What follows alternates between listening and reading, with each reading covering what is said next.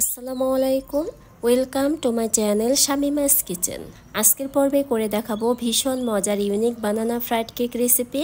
Fried cake তো অনেকেই অনেকভাবে খেয়েছেন, কিন্তু আজকের ফ্রাইড কেক একটু ভিন্নভাবে তৈরি করে দেখাবো। ফ্রাইড কেকের এই রেসিপি খুব সহজেই সকাল বিকেলের নাস্তায় অথবা স্কুলের টিফিনে খুব ঝটপট বানিয়ে দিতে পারবেন।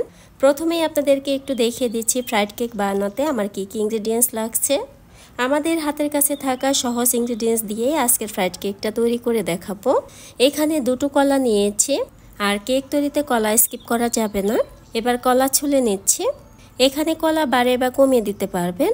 কলা একটা বড় বোলের মধ্যে নিয়ে নিচ্ছে। এবার একটা কাঁটা চামচ দিয়ে এভাবে ম্যাশ করে নিতে হবে, অথবা হাত দিয়েও চটকে নিতে পারেন, তবে কাঁটা চামচ দিয়ে করলেই বেশি ভালো হবে। আর কলা ঠিক এরকম হতে হবে। এখন দিব চিনি। এখানে চিনি আছে হাফ কাপ, অথবা চিনি বাড়িয়ে বা কমিয়ে দিতে পারবেন। এবার কলা আর চিনি একটু ভালো করে মিশিয়ে নিব। এখন লাগবে একটি ডিম। এখানে একটি ডিম হলেই হবে। ডিমটাকে একটা কাঁটা চামচ দিয়ে ভালো করে ফেটিয়ে নিব। ডিম এরকম হলেই হবে, বিটার দিয়ে কিন্তু ডিম ফোমি করতে হবে না। এখন দেব 1/4 টিস্পুন লবণ। মিষ্টি খাবার লবণ একটু কম করে দিতে হয়, তাই কম করে দিচ্ছি। দেব বেকিং পাউডার হাফ চা চামচ। গুঁড়া দুধ দিচ্ছি 1/4 কাপ। এখানে গুঁড়া দুধ চাইলে একটু কমিয়ে দিতে পারবেন, যেমন 2 টেবিল চামচ দেওয়া যাবে। এবার সব কিছু আবারও খুব ভালো করে মিশিয়ে নিচ্ছি, কারণ গুঁড়া দুধ আবার ভিতরে দলা পেকে যেতে পারে, তাই খুব ভালো করে মিশিয়ে নিতে হবে। এখন এখানে নিয়েছি কর্নফ্লাওয়ার 1/4 কাপ। আর এই কেক তৈরিতে কর্নফ্লাওয়ার দিতেই হবে, এটাকে স্কিপ করা যাবে না। আর সব কিছু একটু ধাপে ধাপে মিশিয়ে নিতে হবে। এখানে নিয়েছি 1 কাপ ময়দা। ময়দা প্রথমে হাফ কাপ দিয়ে ভালো করে মিশিয়ে নিচ্ছে। এবার বাকি ময়দাটাও দিয়ে দিচ্ছি, আর বাকি ময়দাটা দিয়েও ভালো করে মিশিয়ে নিতে হবে, যেন ভিতরে দলা পেকে না থাকে। আর এরকম স্টিকি হবে মিশ্রণটা। এবার দিচ্ছি ম্যাঙ্গো এসেন্স। ম্যাঙ্গো এসেন্সের পরিবর্তে অন্য যে কোনো এসেন্স দিতে পারবেন, তবে ম্যাঙ্গো এসেন্স দিলেই আমার কাছে বেশি ভালো লাগে। এখানে এসেন্স দিয়েছি 2 চামচ, অথবা 1 চামচ দিলেও হবে। আমি একটু বেশি করে দিচ্ছি, কারণ এই এসেন্সের ফ্লেভার আমার কাছে ভালো লাগে। কেকের মিশ্রণ রেডি। এবার তেলে ভেজে নেব। কেক ভাজার জন্য একটা ফ্রাই প্যান বসিয়ে দিয়েছি। এবার দিচ্ছি কেক ভাজার জন্য পরিমাণ মতো তেল। তেল খুব বেশি গরম করব না, হালকা গরম হলে কেক দিয়ে দিতে হবে, না হলে এগুলো দ্রুত পুড়ে যাবে আর ভেতরটা কাঁচা থেকে যাবে, তখন কিন্তু খেতে ভালো লাগবে না।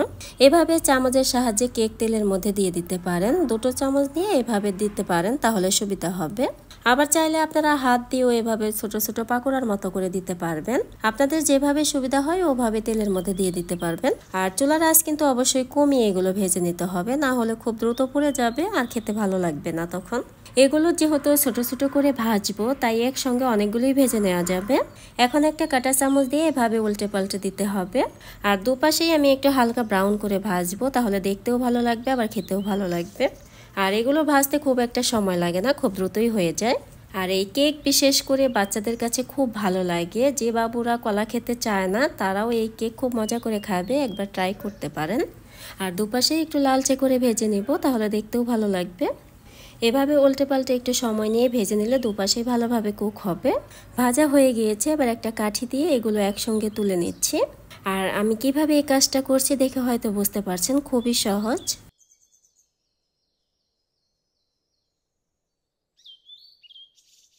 এগুলো প্লেটে ছাড়িয়ে নেওয়াও কিন্তু সহজ, এইভাবে চামচ দিয়ে ছাড়িয়ে নিতে পারেন।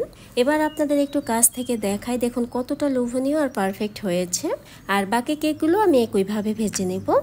সবগুলো কেক ভেজে নিয়েছি, আর আপনারা দেখে হয়তো বুঝতে পারছেন কতটা পারফেক্ট আর লোভনীয় হয়েছে, দেখেই খেতে ইচ্ছে করে। এখন একটা কেক আপনাদের একটু ভেঙে দেখাচ্ছি, দেখুন ভেতরটাও কত সুন্দর হয়েছে, আর খেতেও কিন্তু অনেক মজার। আজকের কেক যদি আপনাদের কাছে ভালো লেগে থাকে, তাহলে বাসায় একবার হলেও ট্রাই করতে পারেন। আজকের কেক আপনাদের ভালো লাগা মন্দ লাগা আমাকে কমেন্টস করে জানাতে ভুলবেন না। আর আমি সবসময় চেষ্টা করি আপনাদের ভালো কিছু দেখানোর জন্য, যাতে করে আপনাদের কোনো খাবার আমার কারণে নষ্ট না হয়। তো ভিউয়ার্স, বরাবরের মতো আমার চ্যানেলে যদি নতুন হয়ে থাকেন, তাহলে অবশ্যই আমার চ্যানেলটিকে সাবস্ক্রাইব করে দেওয়ার জন্য অনুরোধ রইল।